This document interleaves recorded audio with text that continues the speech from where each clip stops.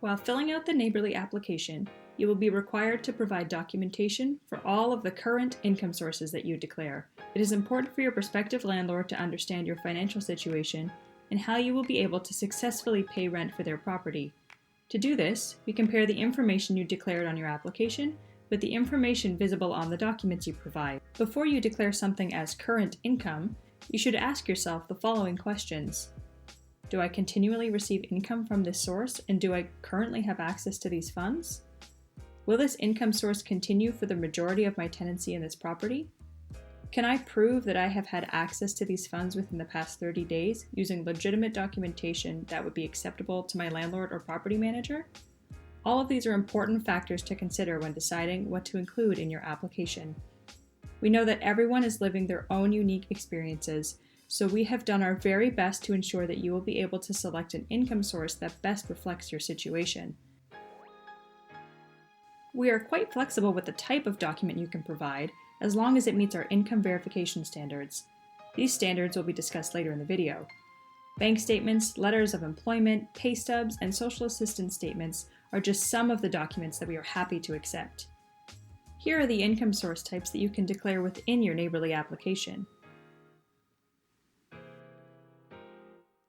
Full-time. In this case, you have a clearly defined role full-time as an employee of an organization or a company. A recent pay stub or letter of employment is a great document option here. Part-time. You work consistent or occasional hours for an organization or company. Be sure your document clearly states how many hours you usually work, as it is important to help us verify your income. Self-employment. You own your own business or are an independent contractor. Some examples include a photographer, freelance writer, general contractor, or the owner of a small restaurant. Social or government assistance. You can claim this if you have received disability insurance, unemployment insurance, provincial or state assistance, or monthly federal assistance. Family support. This should only be declared if you have a family member or friend who regularly sends you money to support your living. This is different from a guarantor or a cosigner. So if you have a guarantor or a cosigner who generally pays your rent or is ready to pay part or all of the rent should you have to default, please discuss guarantor options with your prospective landlord or property manager directly. Savings or investment income. If you are drawing from funds saved in your bank account, just declare your balance as your annual income. That's all we need to know. Retirement pension. If you are paid by the government or your former employer after you have retired, you can declare this as your current income source. A great document here is a recent bank statement showing deposits from your provider. Alimony and child support. This can be claimed when you receive regular payments from a former partner or a co-parent of your child. Student loans. You can claim student loan income if you have recently received student loan deposits from your supporting institution, or if you have an open student line of credit. Other. If your income source is not captured by any of these other options, you can choose Other as your source of income. But please be aware, you will still need to provide documentation that makes it clear what this income source is and where it is coming from. No income? In this case, you can simply select Other as your source of income and declare your annual income amount as 0. Then, just upload any document that you have available and we'll be able to verify your income no problem. Once you've chosen the best income type for your situation, you will need to consider what documentation you will show to prove the income source you've declared.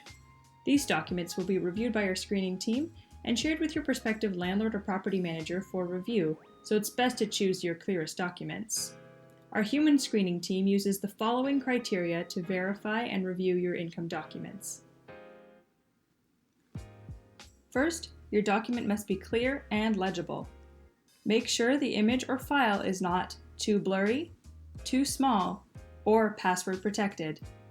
Along these same lines, you'll want to ensure that this is an acceptable document type for your declared income source.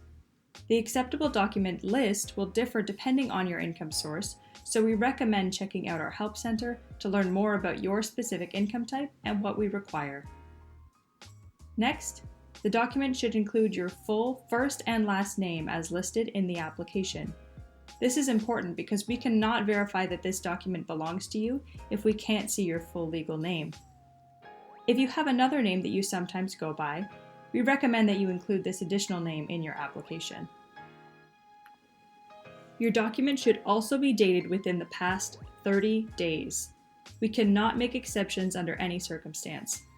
The reason the 30-day limit is important is because Naborly wants to help you show your prospective landlord that you are currently able to pay rent for their property.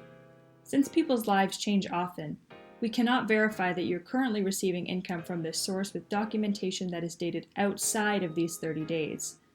We also recommend making sure that the date is actually shown on your document. If you're unable to produce documentation within the past 30 days, you may want to consider declaring this source of income as previous income rather than current income, as we do not require documentation for previous income sources. Next, you'll want to ensure that your document includes what we like to call your employer's signature. By signature, we don't necessarily mean a literal handwritten signature. Rather, we're referring to the presence of contact details in a formal capacity on your document. For example, an email address, phone number, or an organization's name or logo. This is particularly important if you're uploading a letter of employment or a letter of family support. We understand that it may not necessarily be an employer in your case, but all we mean is that we need to clearly see who or what your income source is and that it matches what you declared in your application. For example, if you're uploading a bank statement to show your social assistance payments, we will want to see deposits from your assistance provider clearly showing in the statement. Your document should also clearly show how much you earn from your declared income source and how frequently you earn it. Ideally, this will match the amount you declared on your application. If there is a discrepancy between the amount you claimed in your application and the amount our screeners can see on your document, we will adjust the amount and show your prospective landlord or property manager both your declared amount as well as the amount that we can verify. So, to recap, your proof of income must be a clear image and acceptable document type, show your full name as it appears on the application, be dated within the past 30 days, clearly show your employer/income source's name or contact details, clearly show how much you earn and how frequently you earn it, and lastly, show an amount that matches what's stated in your application.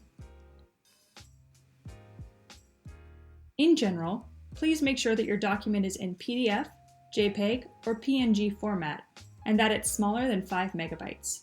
Our application will not allow you to upload your document if it is not in this format. Please also avoid screenshots of your banking app. Although they are convenient, they often don't show your name, which prevents us from being able to identify them as yours. Additionally, tax documents are not an acceptable proof of current income, as they represent what you made in the previous tax year, not what you're making today. Before submitting, we recommend taking one final objective scan of your documents to make sure they meet all the required criteria.